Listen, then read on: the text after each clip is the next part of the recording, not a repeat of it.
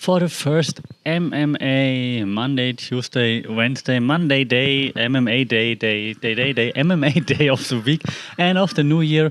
And as you can guess from the title, there are two things we have to talk about.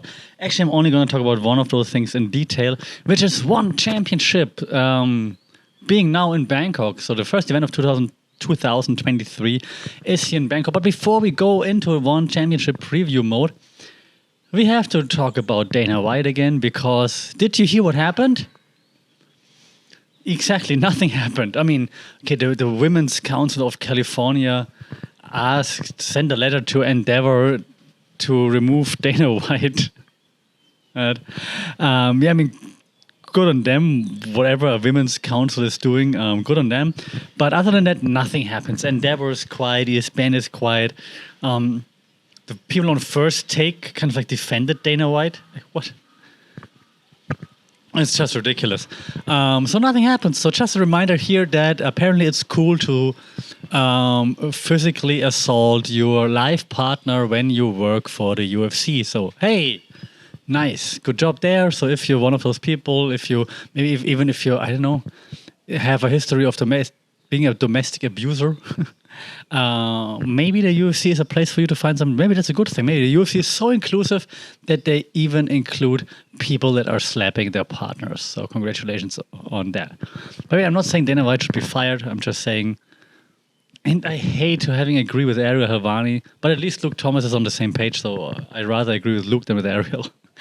There should be something. Like, I mean, they should say something. They should. I know Dana White should just be. He doesn't get fired, but like, I mean, he's out there in casinos playing with the Nelk boys, putting out content like his F-It Friday stuff, and there's just no sign of remorse whatsoever, and that's just weird. And especially, I mean, you've heard all the other podcasts, right? So I'm going to stop here in a minute, but I mean, he said like if you lay hands on a woman, there's no coming back from it, and I mean, he's not even going. There's no coming back because he's not even going away, right? So it's just ridiculous. So and the media is still like at least like a few others now, like the Dan Leppard show picked it up thanks to Ariel and Luke being on there. Other than that, I haven't heard many people talking about it. Like, not even the fun podcasts. Like I haven't listened to the new Andrew Schulz podcast yet completely, but also haven't seen anything from him. Usually, like, he would be, or like Flagrant would be one of the first podcasts to make fun of such a thing, or like put the finger in the wound and be like, hey, nothing so far, I think. I'm thinking like major outlets, also nothing. It's still super disappointing. MMA Media, you still suck. MMA journalists, definitely not journalists. Like, what the hell? Ridiculous. It's ridiculous. Like, all of my media students, journalism students would do a better job in this case, I think, because they should at least have some kind of integrity, because that's what we not teach them, but that's what they have automatically. They know, like, if they're journalists, they need to have integrity because people rely on them. And MMA, now you have to do it again, like with the air quotes, right? For those who are listening, I'm doing air quotes right now. I hate that move, but I gotta do it. Journalists, MMA journalists, like, you, 98% of you're just terrible at your job, terrible at whatever you're doing, terrible at using like that little power that you have, the little influence that you have.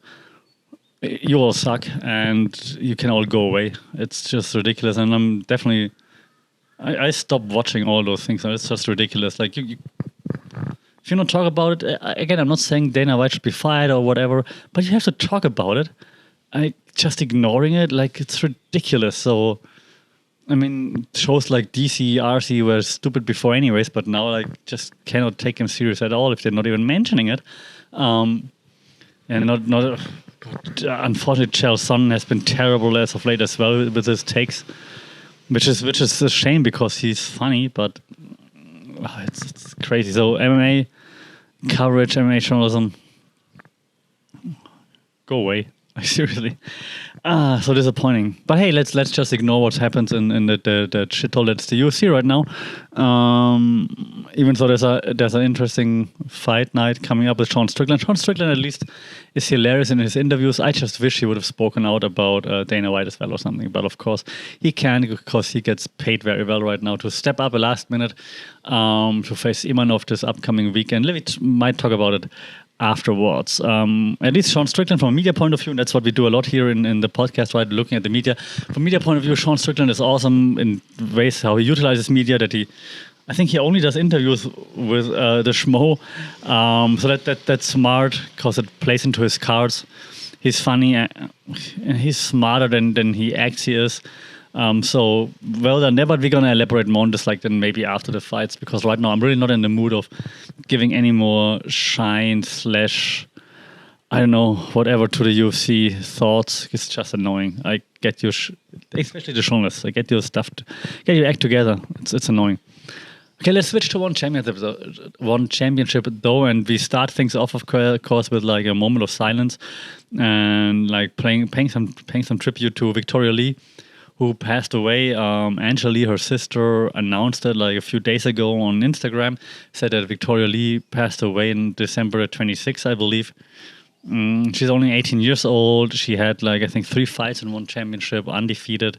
The next big prospect out of the Lee family. Cause of death wasn't disclosed. They don't have to, obviously. It's just very tragic that this happened, obviously. Any thoughts with the family? I hope they all stick together and can help each other. As far as I'm concerned, I read that they closed the Lee family gym in Hawaii now permanently. So I do hope they find strength and can move forward together and can just help each other out, because it's the most important thing right now. So condolences, thoughts with the Lee family. No one wants to experience that, obviously. So Now that we, as I said in the very beginning of that video / podcast here, One Championship is returning with its event. It's one fight night. And I have to cheat. I don't even know which number. Fight night 6. One fight night 6. Friday, January 13th, US prime time. Main card, 8 p.m. ET, Eastern time. It's included with Amazon Prime. I'm not getting paid for this. I'm just giving you the info. The main event, Super Bon, the champion, versus Genghis Alasov, the champion. It's the featherweight kickboxing world champion. Genghis Alasov won the Grand Prix, and so he's entitled to the match against the champion Super Bon, who, if you haven't seen it, should watch his way to the crown in One Championship, because Super Bon is pretty impressive, still young, and he took out a legend on his way to the title. He head kicked knockout victory over Giorgio Petrosyan, one of the most devastating head kicks you've seen, similar to the Leon Edwards against Kamaru Usman one, I would think. But really out of nowhere, was fantastic, great setup. Beautiful. So if you haven't seen it, check this out, Super Bon's win over Petrosyan. So Super Bon is he comes out of the Bantamweight gym, the workout gym. So you would assume that his background is this forward pressure, strong style that Buakaw is famous for, which it is. But he also has a really smooth technique, and he's really fast, which is not to say Buakaw is not, but he's still younger. Super Bon is, and so it's just a really great. He's got a great package of this power of forward style pressure, but also smooth technique, which is just really, really nice to watch. His opponent, Genghis Alasov, he kind of ran through the Grand Prix. Very, not an unorthodox, but maybe, but a very, just always aggressive. He's got pressure style, Genghis Alasov. That's going to be interesting. Will Super Bon stand and trade, or will he try to evade and catch him with his technique? So that's going to be really interesting. I'm really looking forward. I'm a stand-up fighter. Not so much a stand-up comedian. But so yeah, I'm very much looking forward to that. That's gonna be pretty awesome. And if you're watching the video and see me like looking down, I'm just looking at the poster just to make sure I don't forget any of the fights that I want to mention. So that's gonna be the main event. It's gonna be awesome, and I won't be there live. I will be watching. The ticket prices, and I got some flag for criticizing them. There, you can go for 125 baht. Yeah, but then the cheap tickets, as with most big arenas, right? It's in Impact Arena here in Bangkok, which is the biggest arena that we have in the city. It's huge, just like any other big arena in the world. And those cheap seats are like just way up, and all you do is just watch the event on a screen. I've been there many times. If you're sitting up there, you don't see anything from like the actual octagon, so you just watch the screen in the arena anyway. So the good decent seats they started like 6,000-7,000 baht up. Yeah, you can calculate how much that would be for you, but in like relation to salaries here in Thailand, that's quite a lot for like an event. It's like as much as I would pay if I would go to like a concert of like Maroon 5. Blackpink was just in our area here like last weekend, so that's probably the same amount for a good concert ticket, I guess. So yeah, not going there, watching live obviously, and that's mostly better anyways because the arena is just so far away from downtown and there's so much traffic. It's gonna be crazy. Anyways, I'm looking forward to the fight though. Superbon versus Genghis Alasov, the main event. In the co-main event, we have a legend returning to the octagon in a flyweight kickboxing world championship bout. We have Super Leg, who is out of another very famous gym, which is Kyatmugao. So Super Leg, he's forging his own legacy right now. He's taking on Daniel Puertas from Spain, who's also kind of like a more of a mainstay here in the Thai Muay Thai kickboxing scene. So he's very active here, Daniel Puertas. Yeah, Super Leg, of course, and one of the not upcoming, he's been around for a while, but I mean, you know, my Muay Thai coach is 30 and he has like 250 fights or something. So I mean, they've all been around for a while, even though they're still young. So it's also gonna be like a fun fight. Super like Kyatmugao gym, very well known for the aggressive style, like throwing lots of kicks and knees and stuff. So that's gonna be very interesting. I'm not sure if I should be making picks or not. So in the main event, I have to go for Superbon. I'm based in Bangkok. I've seen Superbon so many times, fighting also out of one championship. So I have to go for Superbon, and I've trained in the same gym as Super Leg once, which means I have a very strong bond, obviously, to Super Leg. It was awesome to see him train though. So yeah, I'm going for Super Leg 2 here, of course. They also have a flyweight submission grappling world championship again with the champion Mike Musumeci, who's, I think the belt is bigger than Mikey, and he's facing Gantumur Bayanduren. That sounds like a name from Mongolia, I would assume. If my Asian name, knowledge wouldn't is correct here. I don't even want to pretend that I know Gantumur. If they give him the fight with Mikey, he must be good. But I also think that one championship wants to have Mikey as a champion, so they can keep promoting that whole thing further. The fight I'm really looking forward to now is, of course, and I'm looking forward to it for different reasons. One, well, it's Stamp. So Stamp is back in action. Stamp Fairtex. If you don't know Stamp Fairtex, go to YouTube, Stamp Fairtex, and be amazed. And she's facing Anissa Maxon. If you don't know Anissa Maxon, shame on you. She's a fantastic kickboxer / Muay Thai fighter. Anissa Maxon is awesome. She's an OG in the game. She's been around for a while. I'm not saying she's old. I'm just saying she's been around for a while. She's very good. But so is Stamp, right? So Stamp, like multiple times the Muay Thai and kickboxing world champion, now transitioned to MMA, making strides there. Won the Grand Prix.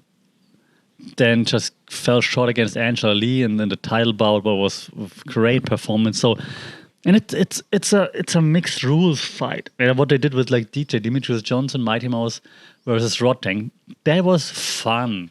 Like you have a fantastic grappler who's not known for his stand-up against someone who's definitely not known for grappling because he only fights Muay Thai and kickboxing, but he's a fantastic kickboxer. You're like, what's going to happen? It was fun for what it was. And it was a fun main event. Now this, like, it's the fourth fight on the card. Like, it's not even a main event. Like, it's not a special rules main event. It's just like there. And it's Stamp is a multiple-time Muay Thai world champion and trains MMA. While Anissa Maxon is a fantastic kickboxer / Muay Thai fighter, but not known for training MMA. Maybe she does. So maybe she surprises all of us. But on paper, Stamp should...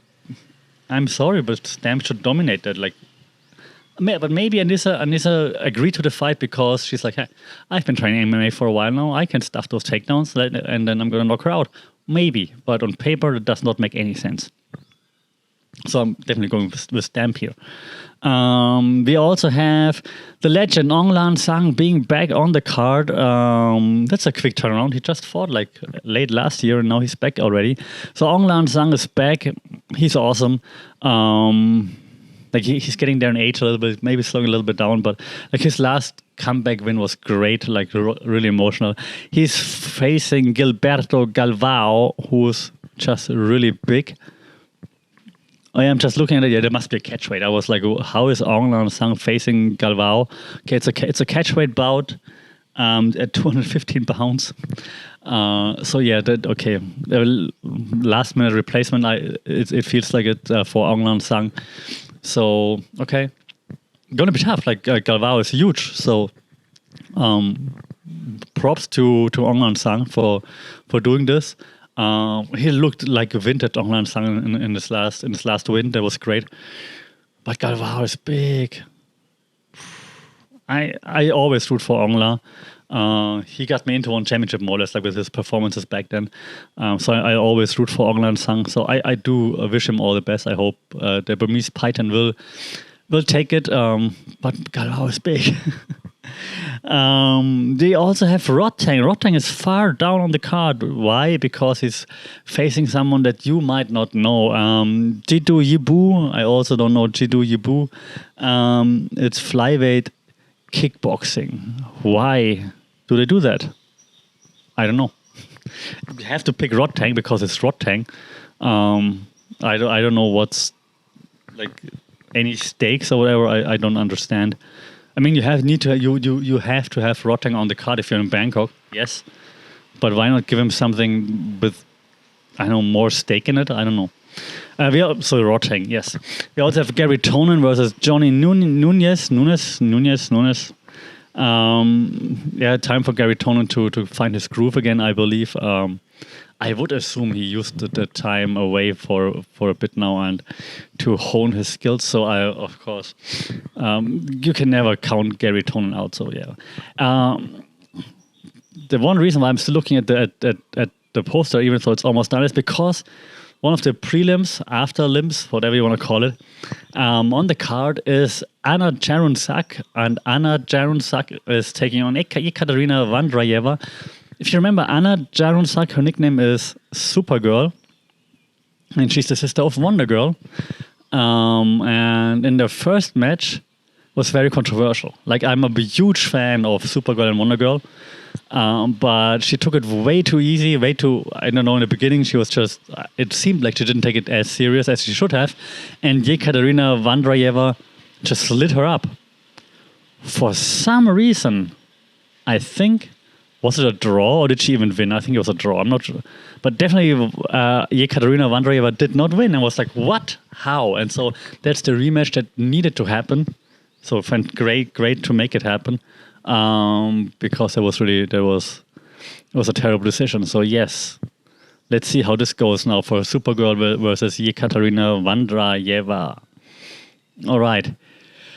The first fight or the last fight, depending on when they're airing it, is Kim Jae-won versus Shoko Sato. I've seen Sato before. I'm not too familiar with Kim Jae-wong, if I'm thinking right now, to be honest, so I can't say much on that because my focus is firmly on Supergirl, Anna Jaron-Sak versus Yekaterina Vandreeva. So that should be a fun event. But overall, again, I'm not a one hater. I like all the fights mostly. I'm not the biggest submission grappling fan, especially from... I understand everyone's saying like Mikey Musumeci is like the GOAT and whatever in this form of grappling, but just dropping on your back and just like trying to hold onto something, it's just I don't know. Fights always start standing up. Just stand up. All right, so that's my preview for the One Championship Fight Night 6 that's happening this Friday here in Bangkok. The next fight night also happening in Bangkok. By the way, they moved it. I think it was supposed to be in Indonesia, and now they moved it also to Bangkok. So we will have another fight night here. Previews, reviews, all coming up. Let me know what you're looking forward to seeing the most at this upcoming One Championship event. Do you think Superbon will remain the champion? Do you think, I don't know, Daniel Puertas will pull the upset? Do you think Anissa Maxson stamps takedowns? Let me know what you think is going to happen. As always, at FunkitPod on all the socials, funkitpod@gmail.com by email. Like, share, subscribe, rate this podcast, because if you rate it, you really help us out, because then more people will see it. That's how the algorithm works. If more people see it, we can have bigger discussions about all things MMA and how the media is portraying MMA and why the MMA media sucks, because they don't cover Dana White's incident. All right, that's a full circle right now. As always, take care, stay safe, keep your guard up. Sawadee Cup.